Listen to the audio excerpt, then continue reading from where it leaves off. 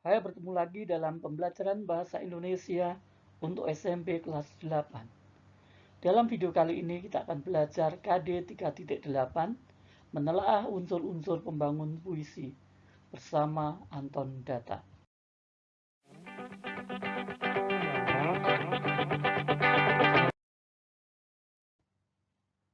Berbicara tentang unsur puisi, kita mengenal dua macam unsur, yaitu unsur lahir dan unsur batin.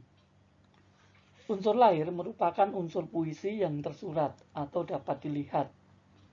Unsur lain meliputi diksi, rima, tipografi, imaji, kata konkret, dan gaya bahasa. Sedangkan unsur batin merupakan unsur puisi yang tersirat atau tidak dapat dilihat, tetapi keberadaannya dapat dirasakan. Unsur batin meliputi tema, rasa, nada, dan amanat.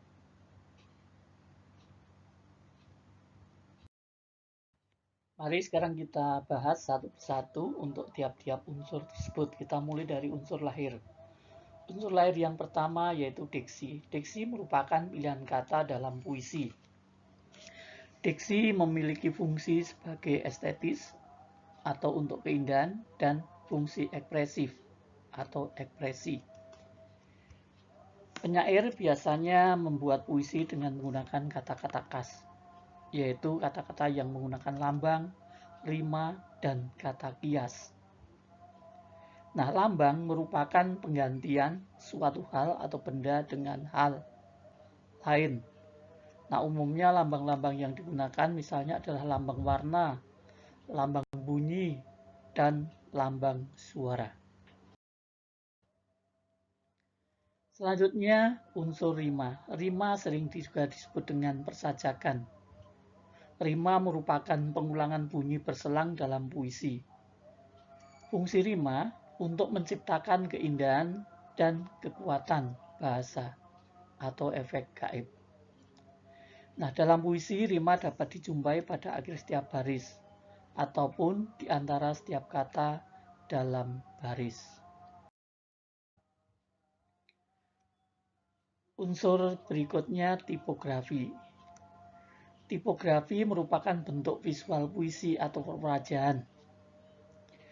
Tipografi ini membedakan antara bentuk puisi dengan prosa maupun drama.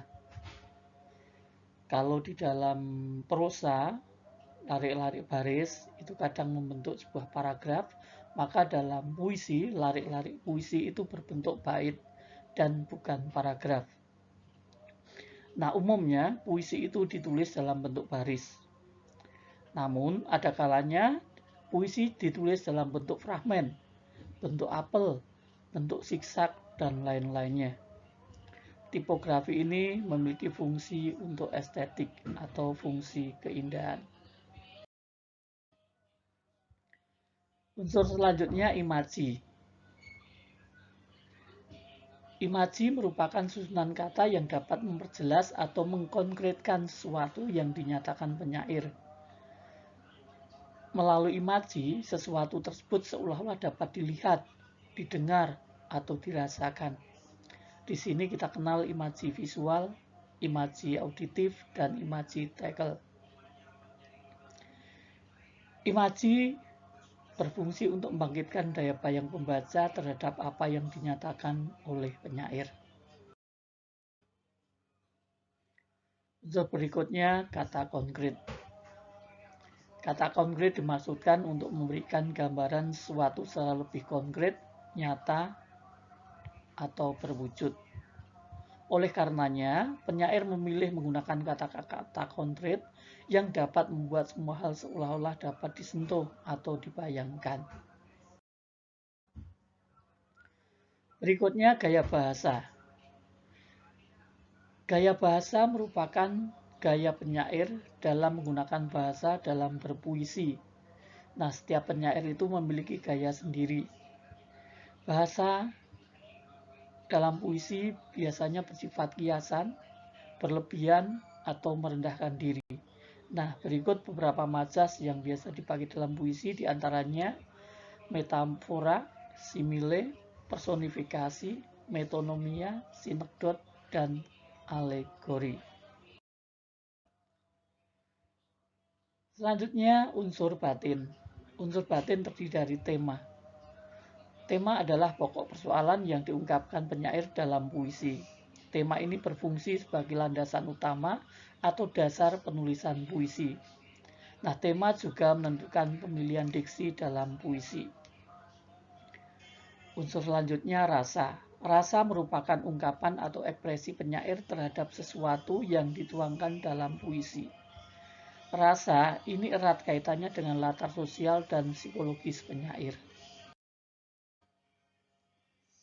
Unsur batin berikutnya nada. Nada merupakan sikap penyair terhadap pembaca. Penyair dapat menyampaikan puisi dengan berbagai nada. Ini tergantung pada suasana dalam puisi. Ada puisi yang bernada sinis, simpatik, haru, sedih, bersemangat, berontak, ataupun protes. Nah, unsur yang selanjutnya yaitu amanat. Amanat merupakan pesan yang ingin disampaikan penyair kepada pembaca. Pesan dapat secara tersurat ataupun tersirat. Dan untuk menemukan pesan ini kita harus merumuskan sendiri. Ya, artinya pesan dirumuskan sendiri oleh pembaca. Nah, setelah kita memahami unsur-unsur pembangun puisi, mari kita mencoba berlatih untuk menganalisis puisi. Bacalah puisi berikut ini.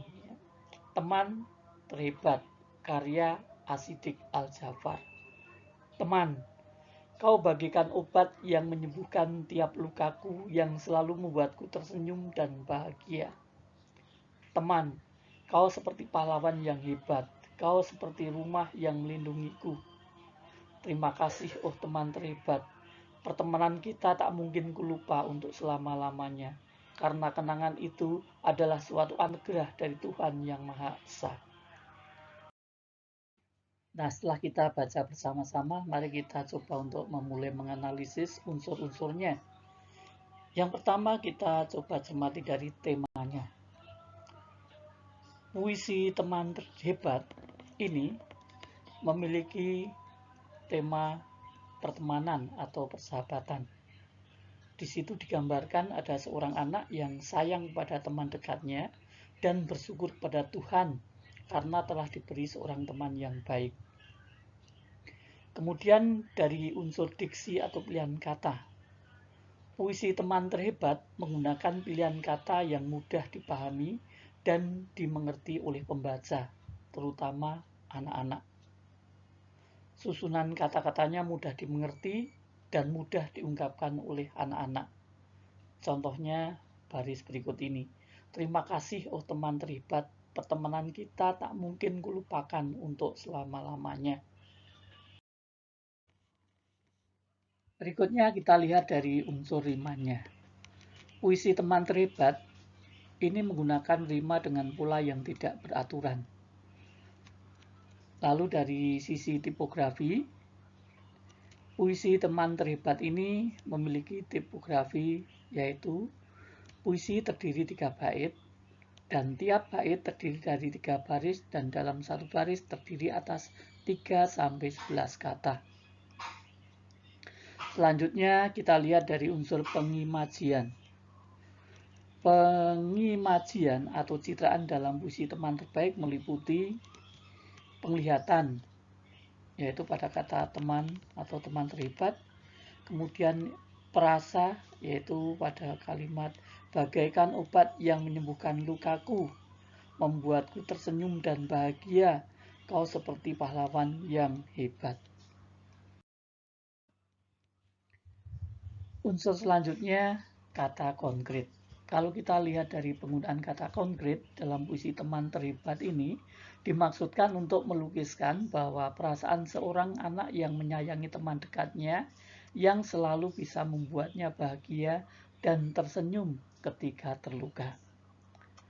Dalam puisi tersebut, teman diibaratkan pahlawan dan rumah yang dapat melindungi. Contohnya pada baris berikut ini, kau seperti pahlawan yang hebat, kau seperti rumah yang melindungi. Melalui baris itu, penyair ingin mengkonkretkan betapa berartinya pertemanan tersebut. Kemudian dari unsur rasa, dalam puisi Teman Terhebat ini kita bisa menemukan bahwa perasaan penyair dalam puisi ini adalah senang. Lalu nada. Nada dalam puisi Teman Terhebat ini yaitu bersyukur ya. Tergambar seorang anak yang bersyukur kepada Tuhan karena diberi seorang teman yang hebat. Dalam artian teman yang baik. Dan unsur berikutnya amanat. Nah, dalam puisi Teman Terhebat ini kita bisa mengambil beberapa amanat, yaitu kita sebagai manusia harus bersyukur kepada Tuhan yang telah memberi teman atau sahabat, karena kita tidak mungkin hidup sendiri.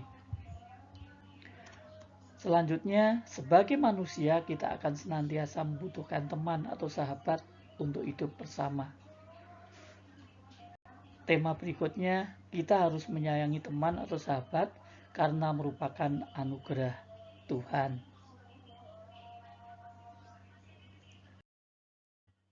Nah, setelah kita membahas unsur-unsur pembangun puisi, maka untuk pemahaman lebih lanjut, silakan kalian kerjakan tugas berikut ini. Bacalah puisi berikut ini, Luka Hati. Malam pun terasa sunyi sepi ketika tiba-tiba listrik mati, menambah gelapnya hati diingkari sahabat sejati. Malam seolah telah mengerti pada hati tergores nyeri oleh ingkar janji di siang tadi. Jogja 20 September 1999 by Nardata. Kerjakan soal berikut ini. 1. Analisislah unsur batin puisi tersebut, meliputi tema, rasa, nada, dan amanat. 2. Analisislah unsur lahir puisi tersebut yang meliputi diksi, rima, pengimajian, dan tipografi. Yang ketiga, tuliskan secara singkat isi puisi tersebut dengan kalimatmu sendiri agar maknanya lebih mudah dipahami. Selamat mengerjakan.